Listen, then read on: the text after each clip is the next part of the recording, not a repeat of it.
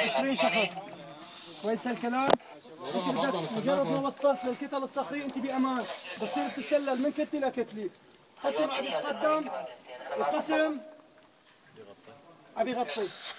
طبعا ليك لحتى بدك تحاول عباره عن اغاره تكون صامته، يعني ما يحسوا ما بيتم فتح النار لحتى الوصول اول مجموعه تقريبا لبدايه الكتيبه.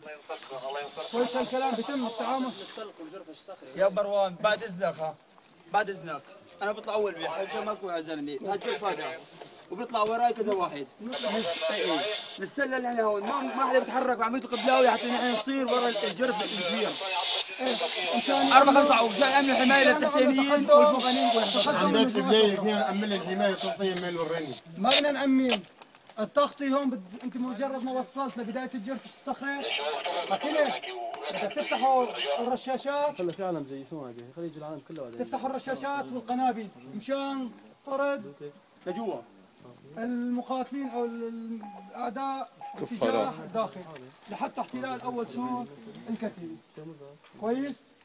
اللي معه انابل بصير رمي الانابل. طبعا القنبله بدك تحسب حسابك القنبله الدفاعيه لحد 50 متر، واذا كانت عباره عن جرف صخري او كتل صخري فتوصل الشظايا التناسر القطع الصخري لحد ال 100 متر. بدك تكون حريص اثناء استعمال القنابل. ماشي يا شباب؟ طبعا بده يرمي القنبله يبلغ رفقاته جنبه ويبلغ. ما في عشوائي، وبنحاول يا شباب قدر الامكان التنقل بالوثبات. اذا في رماة قناصه درجه الاستعداد الرمي للقناصه من 7 ل 8 ثواني. ما نتحرك عباره عن كل 5 6 مع بعض، لا بنوسع لقه قطاع الهجوم لاقتحام. مشان اول شيء مشتت انظار العدو، ما بنوجه سلاحه باتجاه مجموعه محدده. ولا سمح الله طلع له رامي رشاش او رامي بندقيق برشه وحده احتمال.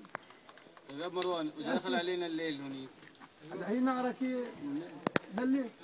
طيب هذا حكي ما بصير ايش الليل عتم ظلام ما بتعرف مين معك مين ضدك. يا شباب ليش هاي الاشارات؟ الاشاره هي ليش كل واحد يمسكه كله غدير ولا كلمه السر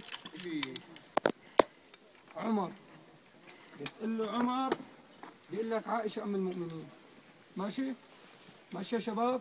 كلمه السر عمر. انا نفرض تهم. كويس الكلام؟ تردد القبضات. تردد القبضات. قبضات القبضات الرفيعه على 13. نادر بتروحوا بتنصبوا الاذاعه وبتصيروا بتكبروا مع البدء التمهيد الناري وبتقولوا له قطاع الانسحاب مثلا باتجاه البدي ينشق باتجاه الشرق.